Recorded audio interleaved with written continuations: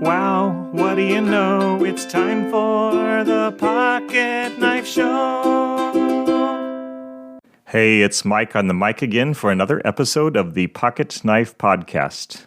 A few weeks back, an older gentleman told me a story of ineptitude to top all stories of ineptitude. A few years back, Dean, that's not his real name, but it'll do for our purposes, signed up for a lawn care service. To protect the incompetent, we shall call this service Mike's Lawn Care.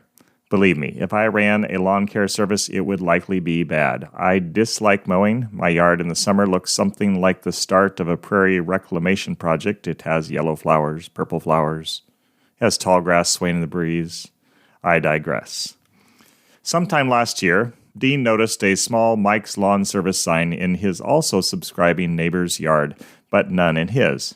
He didn't think much of it. Maybe they'd come a day or two later. They didn't. A week or so after this, he got a bill in the mail. My friend, a patient man, called Mike's to ask a few polite questions.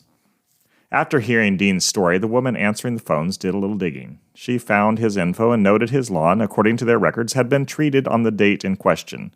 202 West Twain, she intoned. I'm making up street addresses here, too. Dean caught the error immediately. I live at 202 East Twain. Mike's receptionist apologized. The next day, Dean's lawn was treated. A few weeks later, Dean looked out his front window and saw a new lawn service sign in his neighbor's yard. Upon investigation, there was none in his. Phone call number 2 followed a similar pattern to phone call number 1 with a major difference. The woman on the other end insisted they'd been to 202 East Twain this time. Well, there's no sign here, Dean replied. To make a long story a little shorter, Dean's neighbor's house has a side on Twain, but her front door is on North Polk. Her house number? 202. The second time Mike's Lawn Service showed up to her lawn, she mentioned it to Dean. Phone call 3 was made to report the mistake. Are you keeping up? 202 West Twain has received 1 free treatment from Mike's crew. 202 North Polk has received 2 free treatments. Dean at 202 East Twain has eventually received his paid-for treatments, but only after multiple phone calls. And remember, he's been serviced by this company for years. We'll chalk it up to the insanity of 2020. Except that Mike's at it again. A little over a month ago, Dean's neighbor's yard once again played host to a Mike's Lawn Service sign, the first of 2021. Dean's yard had none. The phone rang. It's a friend who lives at 202 Trout.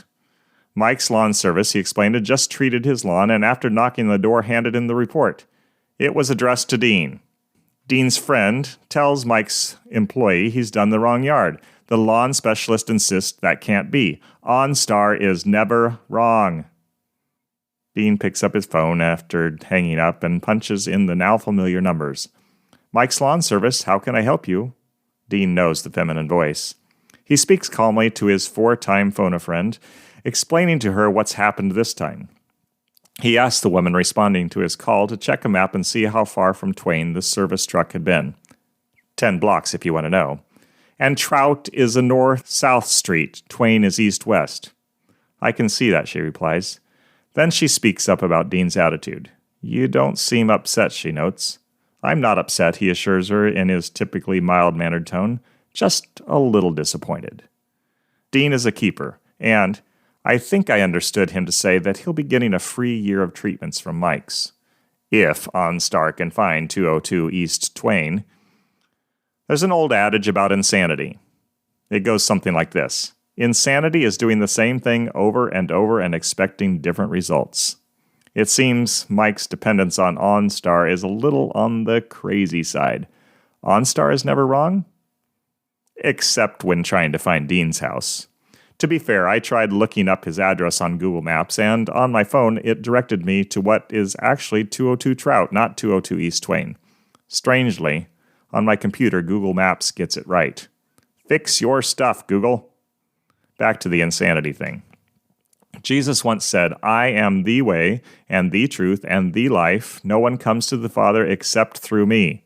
That's John 14:6 if you want to look it up. He's plain enough, and still people in your neighborhood and mine and Dean's neighborhood look for other ways. It's my job to patiently redirect Mike or Sally or whomever I have influence over to the way. Even if Mike and Sally try 1,000 ways, I keep saying, Jesus is the way. You do the same thing with your neighbors. At another time in another place, Jesus said this, Enter through the narrow gate, for wide is the gate and broad is the road that leads to destruction, and many enter through it. But small is the gate and narrow the road that leads to life, and only a few find it. The way is narrow, exclusive. People hate being boxed in, told what to do, told the way they're taking is wrong. That's why they miss it. They take their way and insist, my way is never wrong. Except that it is. Jesus is the way. No one comes to the Father except through him. I urge you, listener, put your faith in Jesus. Find the way to the Father and be saved. Oh no, it's sad, I know we've come to the end of the show. See you next time.